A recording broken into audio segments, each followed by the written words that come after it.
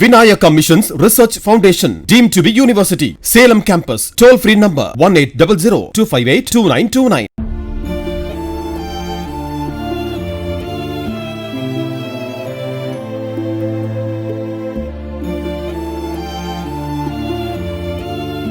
தமிழ்நாடு காவல்துறையின் வரலாற்றில் தடம் பதித்த முதல் பெண் காவலரும் முதலில் தொடங்கப்பட்ட அனைத்து மகளிர் காவல் நிலையத்தின் பெண் இன்ஸ்பெக்டருமான சிசிலி உடல்நலக்குறைவு காரணமாக சென்னையில் காலமானார்.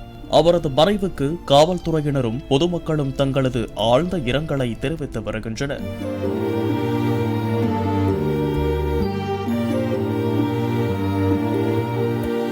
கடந்த 1973ஆம் ஆண்டு தமிழ்நாடு காவல்துறையில் பணியில் சேர்ந்த முதல் பெண் காவலர் என்ற பெருமையை பெற்றவர் சிசிலி.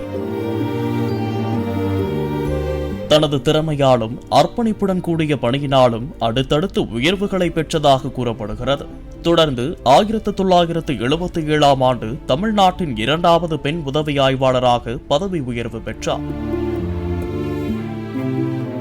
அது மட்டுமல்ல, ஜெயலலிதா முதல்வராக இருந்தபோது முதல் முறையாக தமிழ்நாட்டில் சென்னை 1000 விளக்கு அனைத்து மகளிர் காவல் நிலையம் தொடங்கப்பட்ட போது அந்த காவல் நிலையத்தின் முதல் பெண் இன்ஸ்பெக்டரும் சிசிலிதான்.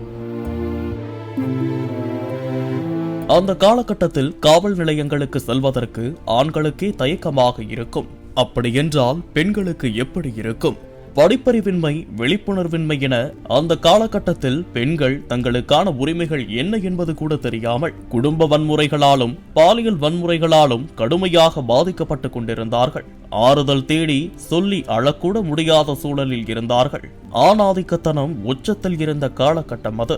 அந்த ஒரு சூழலில் ஜெயலலிதா அம்மா இந்தியாவிலேயே முதன்முறையாக தமிழ்நாட்டில் அனைத்து மகளிர் காவல் நிலையங்களை உருவாக்கினார். நான் முதல் இன்ஸ்பெக்டராக பொறுப்பேற்ற போது எத்தனையோ பெண்கள் வரதட்சணை கொடுமை, புருஷன் அடிக்கிறான் என்றெல்லாம் காவல் நிலையத்திற்கு ஓடி வந்து புகார் கொடுத்தார்கள்.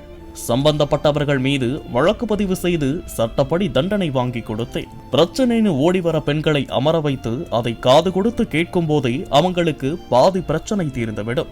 மனைவியை அடிச்சா, வரதட்சணை கேட்டு மிரட்டினா மகளிர் காவல் நிலையம் இருக்கு, அவங்க சும்மா விட மாட்டாங்கிற பயம் குற்றவாளிகள் மத்தியில் இருக்கு.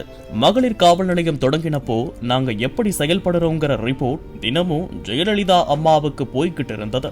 கரெக்டா 3 மாசம் வாட்ச் பண்ணி நேரடியாக கூப்பிட்டாங்க. மகளிர் காவல் நிலையங்களை ஆரம்பிச்சதோட நோக்கம் வீண் போகல.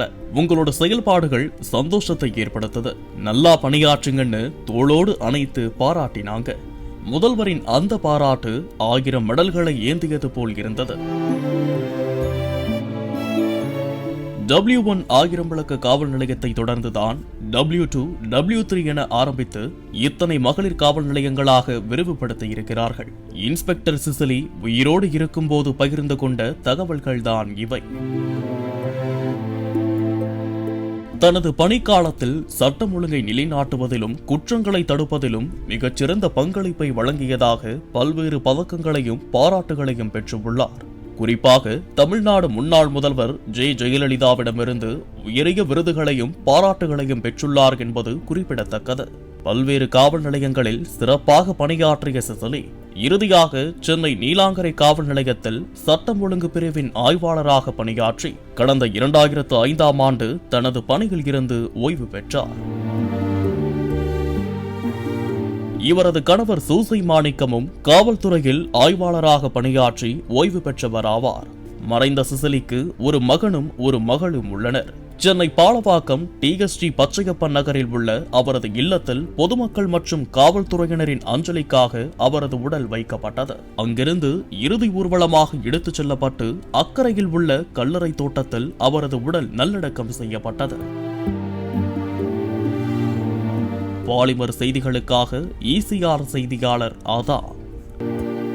Vinayaka Missions Research Foundation, deemed to be university. Salem campus. Toll free number 1800-258-2929. Play Store மற்றும் App Storeல் இருந்து பாலிமர் செயலியை QR கோடு மூலம் பதிவிறக்கம் செய்யுங்கள். செய்திகளை உடனுக்குடன் பெறுங்கள்.